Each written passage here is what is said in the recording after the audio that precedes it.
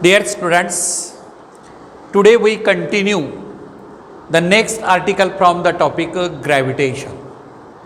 In previous lectures, we have learned the numericals, sums on Newton's law of gravitation.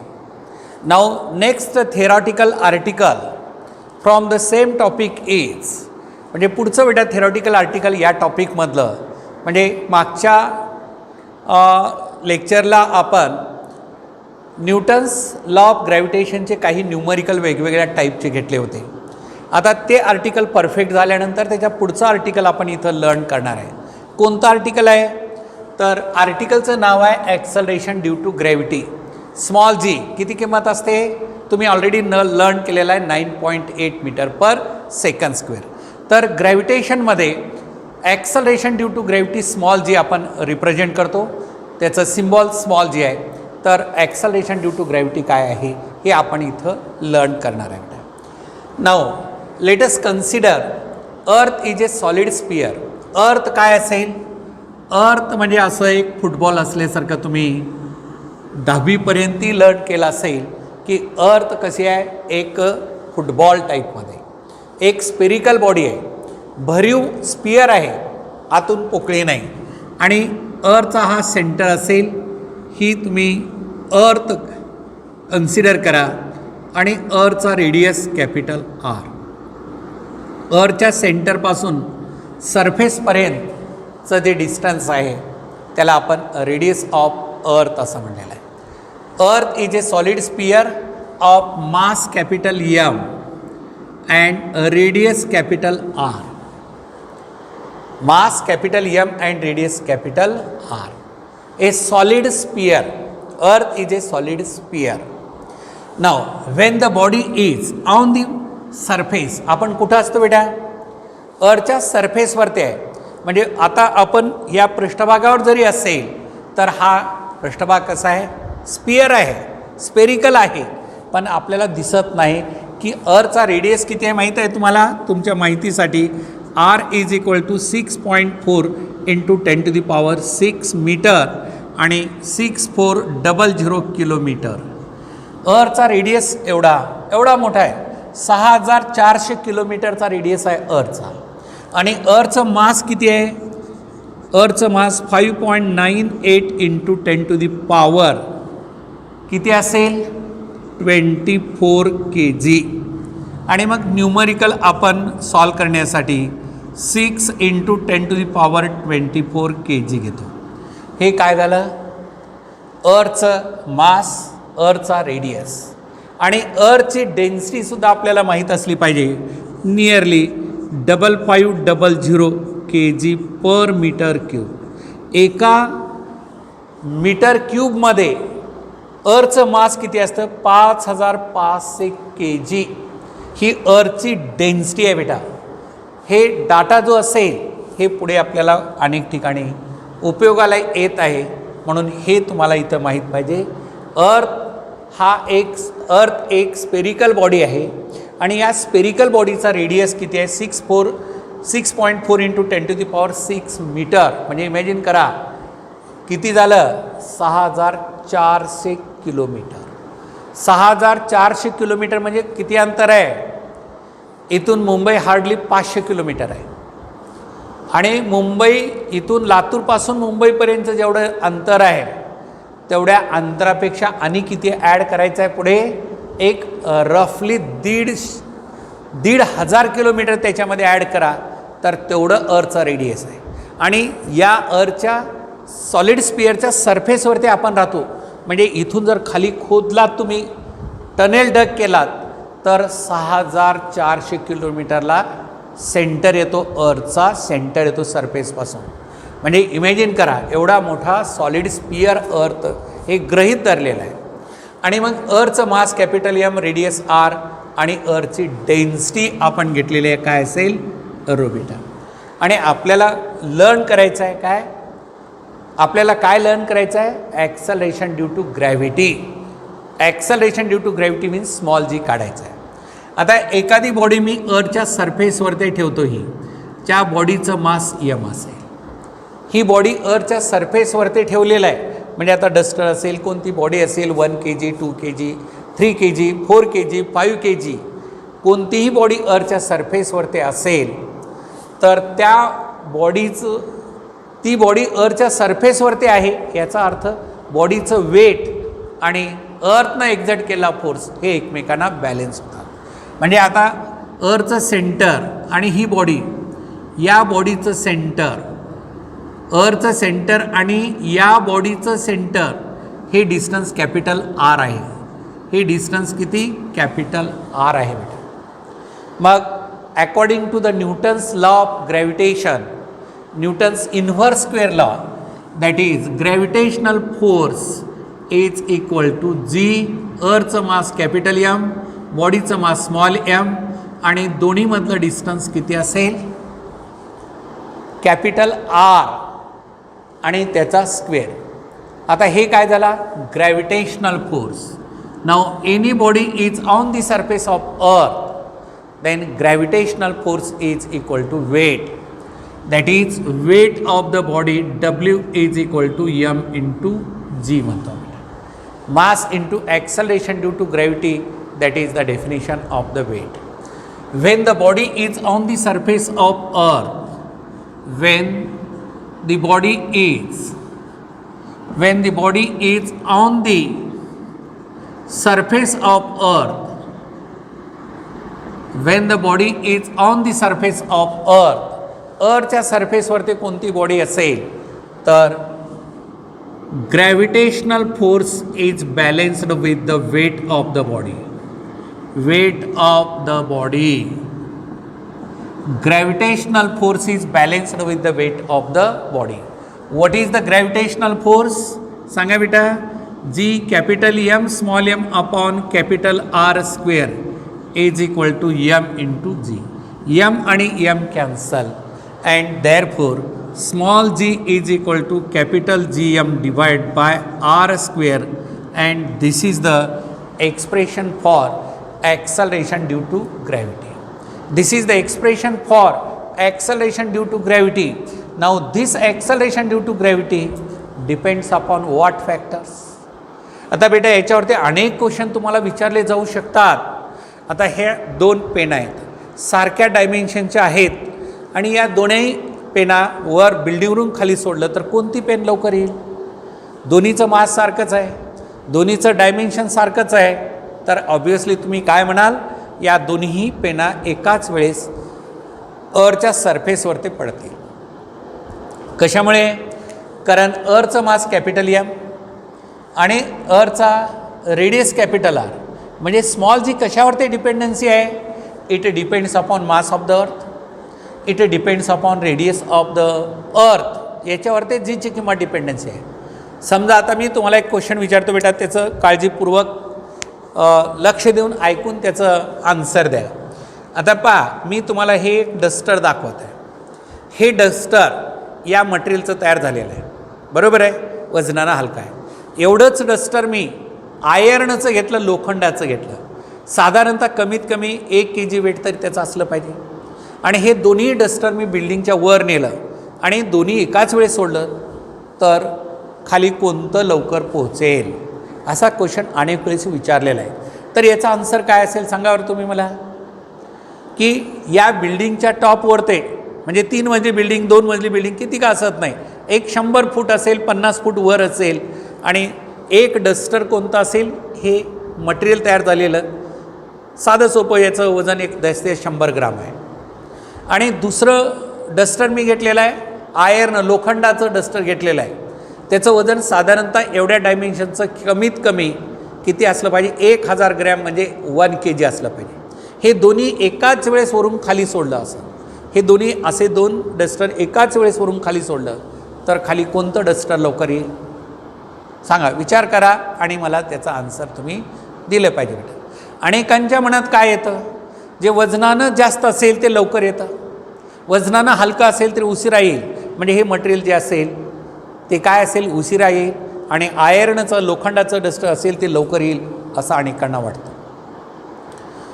आता अनेकांना असं वाटतं, मी म्हटल्यानंतर अनेकांना दुसरंही असं वाटतं की काहीतरी वेगळं विचारत आहेत. म्हणजे हे डस्टर अगोदर येईल, लोखंडाचं उशिरा येईल. पण खरं कारण काय असलं पाहिजे? खरं कारण याचं असं आहे की हे दोन्ही डस्टर एकाच वेळेस येतात. वजनानं जास्तीचा असू द्या कमी असू द्या, दोन्ही एकाच वेळेस खाली अर्थच्या सरफेसला टच होतात.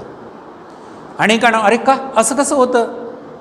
पण काही रॉंग इम्प्रेशन आपल्या माइंडमध्ये बसलेले आहेत. काही रॉंग इम्प्रेशन आपल्या माइंडमध्ये बसलेले आहेत की इथं जर तुम्ही पाहिलात आता ॲक्सलरेशन ड्यू टू ग्रॅव्हिटी, त्या डस्टरला खाली ओढणारी ग्रॅव्हिटी कोणती आहे? स्मॉल जी आहे. तर हे बॉडीच्या मासवरती आहे का बेटा? इथं स्मॉल एम कुठं दिसतं का रे तुम्हाला? स्मॉल एम दिसतं का? बॉडीबद्दल काय आहे का? Acceleration due to gravity is independent of mass of the body.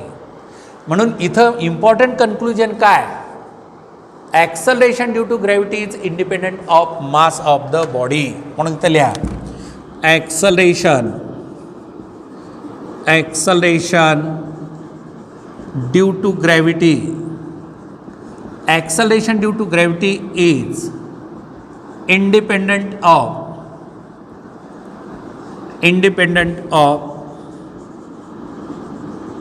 mass of the body, independent of mass of the body, but it depends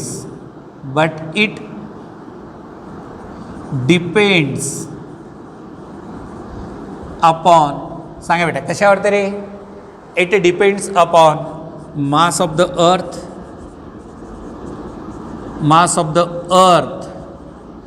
and radius of earth. अर्थचं मास आणि अर्थच्या रेडियसवरती डिपेंडन्सी आहे, हाईटवरती नाही. Independent of mass of the body and height from which it is dropped. कोणत्या हाईटपासून त्या बॉडीला drop केले त्या हाईटवरती नाही. 1 किलोमीटरवरून सोडलात काय, 2 किलोमीटरवर सोडलात काय, 10 किलोमीटरवरून सोडलात काय, मात्र दोघांचं डायमेन्शन सारखं असलं पाहिजे. ही कंडिशन टाकतो मी. डायमेन्शन वेगवेगळा असेल तर हवेचा रोध रेजिस्टन्स असतो. जो फ्रिक्शनल रेजिस्टन्स एअरचा असेल, वरून सोडत असेल तर हवेचा रोध होतो कमी अधिक, म्हणून थोडासा फरक पडतो. म्हणजे जास्त डायमेन्शन असलेली बॉडी उशिरानं खाली येईल आणि कमी डायमेन्शन असलेली बॉडी लवकर येईल. हा एअर रेजिस्टन्सचा इफेक्ट होतो बेटा. परंतु मासवरती डिपेंडन्सी नाही किंवा हाईटवरती डिपेंडन्सी नाही. जिथून ती बॉडी वरून खाली सोडलात तर ते कशावरती डिपेंडन्सी आहे? मास ऑफ द अर्थ, मास ऑफ द प्लॅनेट.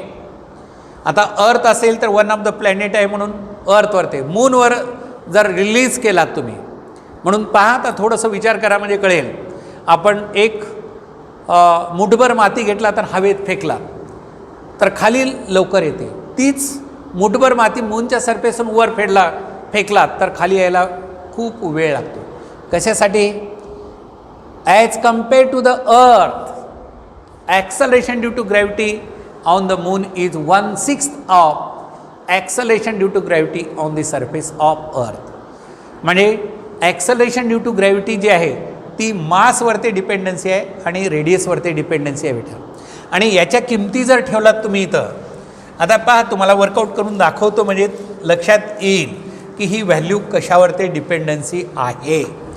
तर small G is equal to formula आपल्याला आहे कॅपिटल GM अपॉन R². जीची किंमत 6.67 इंटू 10⁻11. SI युनिटमध्ये कॅपिटल जीची किंमत किती आहे? 6.67 इंटू 10⁻11 आणि मास ऑफ द अर्थ 6 इंटू 10⁻24 kg बेटा. आता 5.98 घ्या किंवा 6 इंटू 10⁻24 आणि अर्थचा रेडियस 6.4 इंटू 6.4 इंटू 10⁻12. 6 होतं ना, 6चा पॉवर डबल केला म्हणजे किती झाला? 12.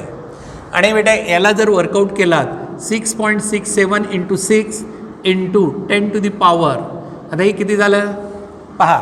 हे 12 वर नेलं, -12 आणि -11 -23 प्लस 24. हे 24 -23 divided by 6.4 into 6.4 and that is 6.67 into 6 divided by 6.4 into 6.4 into 10 right.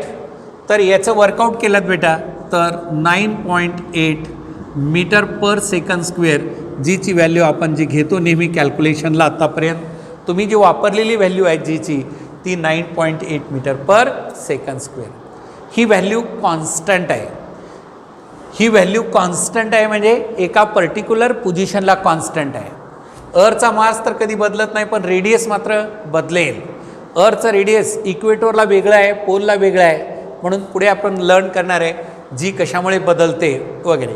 तर सुरुवातीला आपण जी अर्थची acceleration due to gravity on the surface of earth म्हणजे G on the surface of earth, mass of the earth, radius of earth जर तुम्ही घेतलात तर acceleration due to gravity on the surface of the earth is equal to here 9.8 metre per second square.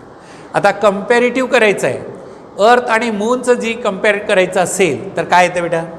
तर अर्थसाठी आपण वापरलेलं आहे G for moon is equal to capital G is constant, mass of the moon divide by radius of the moon RM square.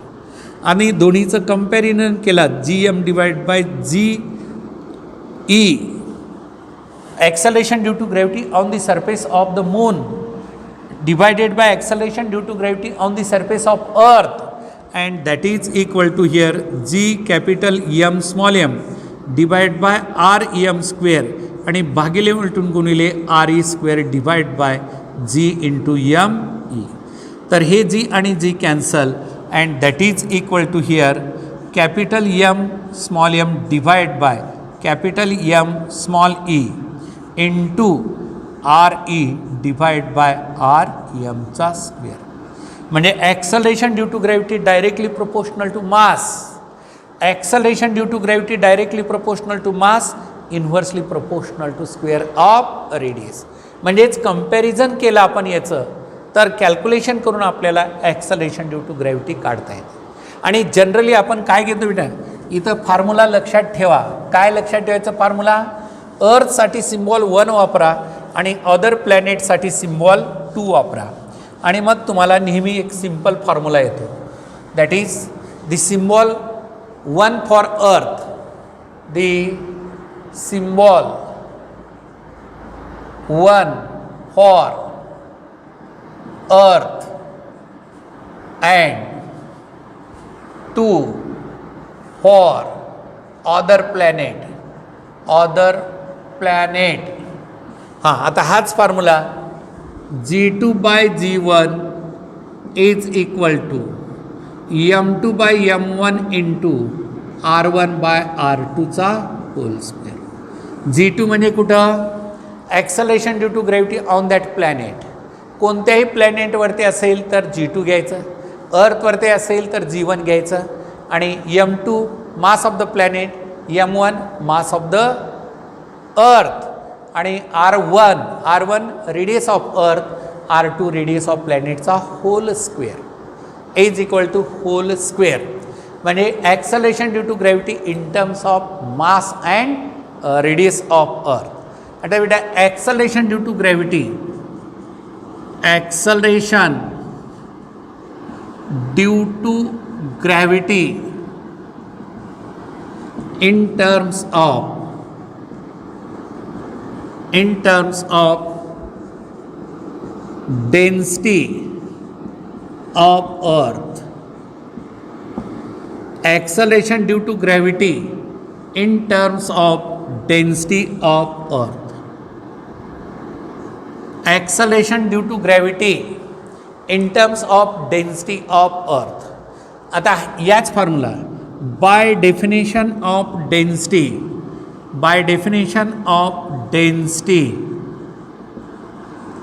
सांगा what is the definition of density.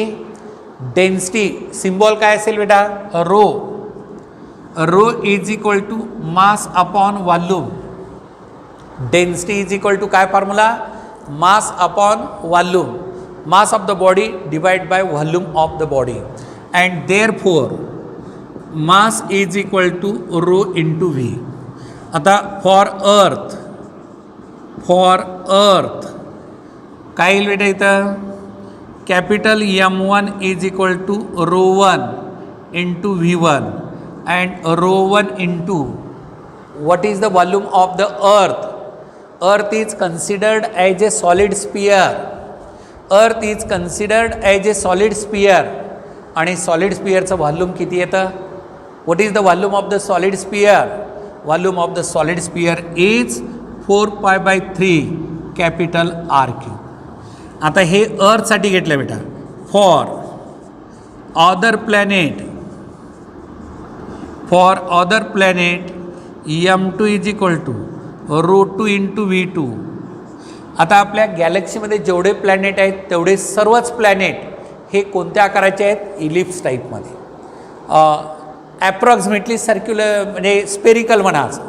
आणि मग इथं आपल्याला काय घेता येतं ρ2 इंटू 4π/3 इंटू इथं R1 आणि या ठिकाणी R2चा क्यूब येईल बेटा. R2चा क्यूब येईल. म्हणजे फॉर्म्युला आपल्याला काढायचा आहे acceleration due to gravity in terms of density आणि acceleration due to gravity in terms of mass. हे फॉर्म्युले आपण इथं लर्न केलं अगदी व्यवस्थितशीर लर्न झाले तर पुढे न्यूमरिकलमध्ये काही अडचण येत नाही. तर बेटा आता यामध्ये G2/G1 इज इक्वल टू M2च्या ठिकाणी काय ठेवू ρ2 into 4π/3 R2 cube divided by ρ1 M1च्या ठिकाणी 4π/3 R1 क्यूब इंटू म्हणजे हे M2/M1ची किंमत इन टर्म्स ऑफ डेन्सिटी मी ठेवली. आता divided into R1 square divided by R2 square. हां आता पहा 4π/3 कॅन्सल. R2 हे स्क्वेअर एक क्यूब कॅन्सल एक राहिलं हे स्क्वेअर कॅन्सल इथं म्हणजेच फॉर्म्युला आपला काय G2/G1 is equal to ρ2/ρ1 into R1/R2. आता अनेक विद्यार्थी गोंधळात पडायचं नाही. क्लिअर लक्षात घ्या. इन टर्म्स ऑफ डेन्सिटी असेल तर इन टर्म्स ऑफ मास आणि डेन्सिटी हे दोन फॉर्म्युले तुलना करा. हे तुमच्या पुढे दाखवत आहे G2/G1 in terms of density ρ2/ρ1 in terms of mass M2/M1. परंतु इथं R1/R2 आहे तिथं काय झालेलं आहे R1/R2 बरोबर आहे का रे. या ठिकाणी R2/R1 येईल. R2/R1 कशामुळे पहा ना इथं क्यूब आहे बेटा हे स्क्वेअर गेला इथलं तर पूर्ण जाईल एक राहील ना. क्यूब असेल तर inversely proportional to directly proportional to density directly proportional to radius. मात्र इथं directly proportional to mass and inversely proportional to square of radius. Inversely proportional to square of radius. म्हणून हे बेसिक दोन फॉर्म्युले जे असतील that is very very important. That is equal to म्हणजे basic पहिला फॉर्म्युला डेन्सिटी हा फॉर्म्युला तुम्ही फर्स्ट म्हणू आणि हा दुसरा फॉर्म्युला बेटा डेन्सिटीचे जेवढे प्रॉब्लेम आपल्याला सॉल्व करत आहेत कंपॅरेटिव्ह तुलना करून त्यावेळेस हे फॉर्म्युले तुमच्या लक्षात आले पाहिजेत. म्हणून परत परत मी सांगतो इथं लक्षात ठेवा. आणि मग बेसिक फॉर्म्युला आपला ऑलरेडी मी तुम्हाला दिलेला आहे कोणता G is equal to capital GM/R². हा बेसिक फॉर्म्युला ऑलरेडी तुम्हाला दिलेला आहे सुरुवातीलाच. तर याच्यामध्ये व्हेरिएशन ऑफ G म्हणजे 10%च्या आत व्हेरिएशन होत असेल तर आपण पहिल्या टॉपिकमध्ये एररचा फॉर्म्युला घेतलेला आहे. काय एररचा फॉर्म्युला आठवा थोडंसं. That is ΔG/G is equal to ΔM/M. Error in the measure G constant आहे M व्हेरिएबल असेल तर ΔM/M in plus 2 times ΔR/R. आता बेटा हे काय येतं इथं याला मी असं लिहिलं G capital EM into R⁻². बरोबर आहे. मग इथं आपल्याला काय येतं प्लस मायनस म्हणजे 2 टाइम्स जो काही पॉवर असेल तो आणि ΔR/R. आणि हा फॉर्म्युला जो वापरायचा आहे आपल्याला किती up to 10% variation. Up to 10% variation. समजा मास तुम्हाला 2% बदललं आणि रेडियस 4%, 10%च्या आत काही चेंज असेल तर डायरेक्ट फॉर्म्युल्यामध्ये किमती ठेवायच्या आणि प्रॉब्लेम सॉल्व करायचा. आता याचं एक एक्झाम्पल देतो इथंच, म्हणजे ज्या त्या फॉर्म्युल्याचं एक्झाम्पल दिलं तिथंच, तर कसं वापरायचा फॉर्म्युला म्हणून कसं लक्षात ठेवायचं ही सुद्धा टेक्निक तुमच्या लक्षात येते बेटा. आता इफ मास ऑफ द, इथं मी सांगतो न्यूमरिकलच घेऊ. If mass of earth changes by 2%, काय झालंय, इन्क्रीज बाय 2% म्हणा. चेंजेस म्हटलं की आणखीन गोंधळ होतो. increases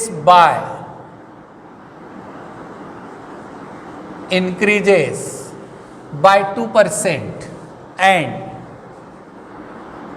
a radius increases by 4%. Find the percentage change of gravity.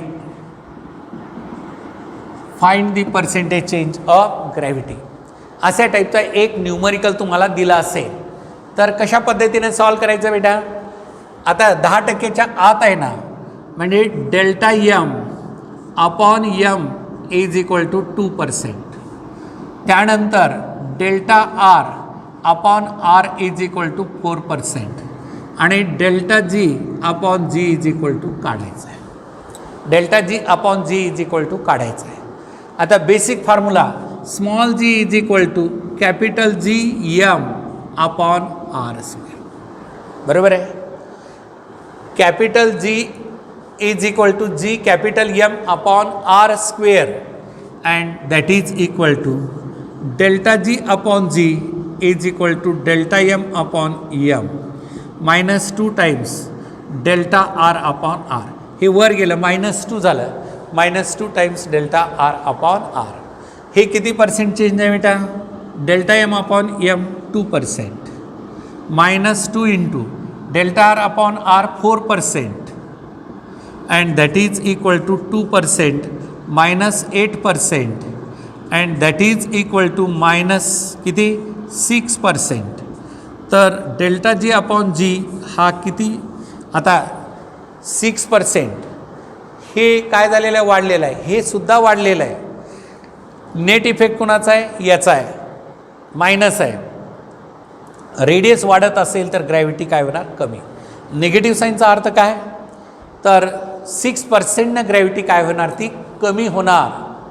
तर हे 10%पर्यंत असेल तर हा डायरेक्ट फॉर्म्युला तुम्ही वापरायचा. That is the effect of variation, that is the acceleration due to gravity. कशा पद्धतीनं वर्कआउट करायचा. ॲक्सलरेशन ड्यू टू ग्रॅव्हिटीचे 2-3 फॉर्म्युले इथे तुम्हाला दिलं. In terms of mass, in terms of radius. Acceleration due to gravity in terms of mass काय सांगा, g2/g1 is equal to m2/m1 into r1/r2चा whole square in terms of mass. आणि acceleration due to gravity in terms of density. In terms of density म्हणलं तर g2/g1 is equal to ρ2/ρ1 into r2/r1. Directly proportional दोन्हीला आहे. In terms of density म्हणलं तर g directly proportional to density, g directly proportional to radius. आणि in terms of mass म्हणलं तर g directly proportional to mass and inversely proportional to square of radius. Inversely proportional to square of radius. And so this is regarding the acceleration due to gravity. And basically acceleration due to gravity depends upon what factors? Acceleration due to gravity depends upon mass of the planet, mass of the planet and size of the planet, density of the planet. म्हणून आता एखादा objective तुम्हाला विचारलं तर acceleration due to gravity depends upon, acceleration due to gravity depends upon इथं acceleration due to gravity, acceleration due to gravity depends upon, सांगा बेटा काय रे, acceleration due to gravity depends upon number 1 mass of the planet, mass of the planet.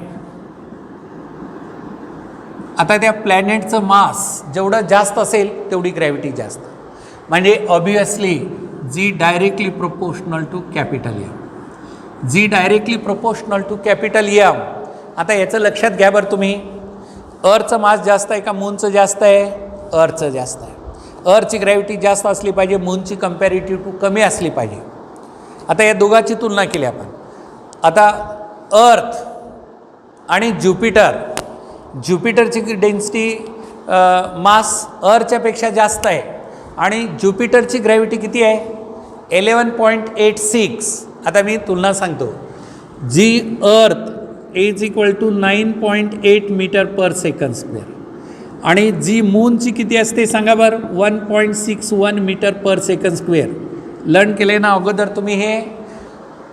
Acceleration due to gravity on the surface of earth average nearly 9.8 metre per second square आणि acceleration due to gravity on the surface of the moon असेल 1.61 into 1.61 metre per second square आणि acceleration due to gravity on the Jupiter is equal to 11.86 metre per second square. म्हणजे heavy planet असेल तर gravity जास्त असते आणि light planet असेल तरी density not only depends upon the mass but also depends upon size. अर्थची size आणि मूनची साईज दोघांचा रेडियस तुलना केलात म्हणजे पहिला factor g depends upon mass of the planet आणि दुसरा size and shape of the planet, size and shape of planet. आता साईज आणि शेप ऑफ प्लॅनेट म्हणजे काय झालं रे? G inversely proportional to square of radius. जेवढा रेडियस कमी असेल तेवढी ग्रॅव्हिटी वाढते. रेडियसवर ते डिपेंडन्सी आहे. जेवढा रेडियस मी काय म्हणतो लक्षात येतं? रेडियस जास्त असेल तर ग्रॅव्हिटी कमी होते. आता रेडियस कमी असेल, आता तुम्ही म्हणाल इन्व्हर्सली प्रोपोर्शनल टू मास आणि रेडियस दोन्हीचं एकत्र लर्न करायचं आणि तो रेशो तुलना करायचा आपण आणि त्याच्यावर gravity inversely proportional to radius directly आणि तिसऱ्या विटा g depends upon density of planet, depends upon density of planet. आता डेन्सिटी ऑफ प्लॅनेट म्हणजे g directly proportional to rho, g directly proportional to rho. Density जेवढी जास्त असेल तेवढं gravity जास्त असेल. डेन्सिटी जेवढी जास्त असेल तेवढी ग्रॅव्हिटीसुद्धा जास्त असते. So that the gravity also depends upon density of the planet. त्यानंतर बेटा काय? साईज, शेप आणि डेन्सिटी हे regarding the density of the अर्थ असेल किंवा त्या प्लॅनेटवरती असेल. आता तुम्हाला एखादं म्हणलं एखादा व्यक्ती अर्थच्या सरफेसवरती 1 फूट उंच उडी मारतो आणि तेवढ्याच एफर्ट्सनुसार तोच व्यक्ती मूनवरती किती फूट उंच उडी मारेल? किती फूट उंच उडी मारेल? अशा टाईपचा क्वेश्चन विचारलेला आहे तुम्हाला. आता तुम्ही कशावरती डिपेंडन्सी आहे? तर potential energy on earth is equal to potential energy on planet. आता पोटेन्शियल एनर्जी mg1 त्या व्यक्तीचं मास m सारखंच आहे, h1 mgh, mg2 आणि h2 बेटा. एखादी व्यक्ती अरच्या सरफेसवरती किती मीटर उंचमुडी 1 मीटर म्हणलेलं आहे H1 आणि H2 आपल्याला काढायचं आहे. कुठे होती उंचउडी आहे? त्या प्लॅनेटवरती असेल, जो या प्लॅनेटवरती तुम्हाला काढायचं दिलं असेल. तर इथं काय असेल?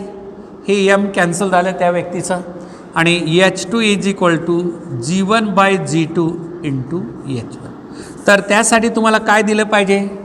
आता साधारणतः मी इथं एक्झाम्पल G2 म्हणजे मूनवरती आपल्याला एका व्यक्तीची उंचउडी अर्थवरती 1 मीटर उंचउडी मारत असेल, तेवढ्याच प्रयत्नात तीच व्यक्ती मूनवरती किती मीटर उंचउडी होईल त्याची. तर या ठिकाणी G2ची किंमत माहीत आहे किती आहे? G1/6. मूनवरती ॲक्सलरेशन ड्यू टू ग्रॅव्हिटी अर्थच्या 1/6 असते.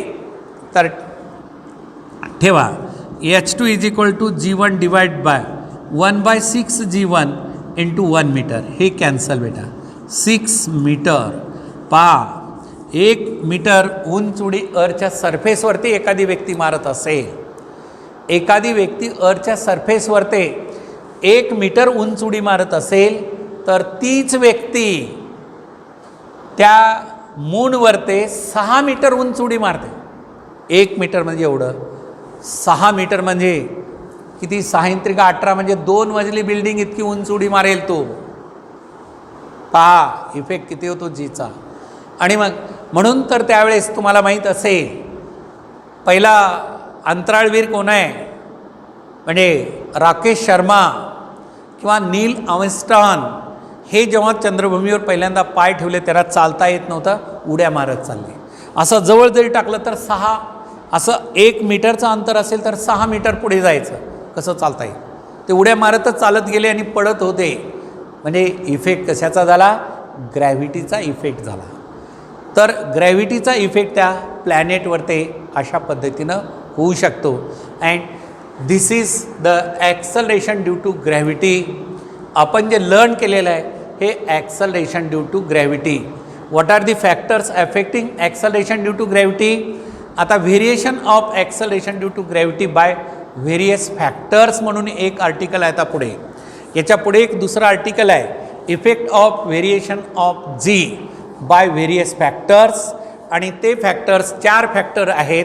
त्यातला पहिला फॅक्टर इफेक्ट ऑफ अल्टिट्यूड म्हणजे हाईट. दुसरा फॅक्टर इफेक्ट ऑफ डेप्थ म्हणजे खाली अंडरग्राऊंडला गेल्यानंतर जी काय होते, वर गेल्यानंतर जी काय होते, त्याचा परिणाम काय होतो तो पाहायचा आहे. आणि अर्थच्या साईज आणि शेपमुळे अर्थचं value of acceleration due to ग्रॅव्हिटीचं व्हेरिएशन किती आहे, कसं आहे तेही आपल्याला पाहायचं आहे. आणि त्यानंतर effect of earth's rotational motion. Earth स्वतःभोवती फिरते आणि अर्थ जर स्वतःभोवती फिरत असेल तर अर्थ स्वतःभोवती फिरण्याचा इफेक्ट काय होतो, जीची किंमत वाढते का कमी होते? अर्थच्या सरफेसवरती जीची किंमत किती आहे, हाईटवरती किती आहे, वर गेल्यानंतर काय होत जाते, जीची किंमत वाढते का कमी होते पाहणार आहोत. अंडरग्राऊंडला खाली गेल्यानंतर जीची किंमत वाढते का कमी होते तेही पाहणार आहोत. आणि अर्थच्या साईज आणि शेपमुळे इक्वेटोर आणि पोल्सवरती जीची किंमत किती असेल याचाही इफेक्ट आपण लर्न करणार आहोत. तर नेक्स्ट आर्टिकलमध्ये आपण काय लर्न करायचं आहे? Effect of variation of g. Effect of variation of g by various factors, so that we learn in the next video.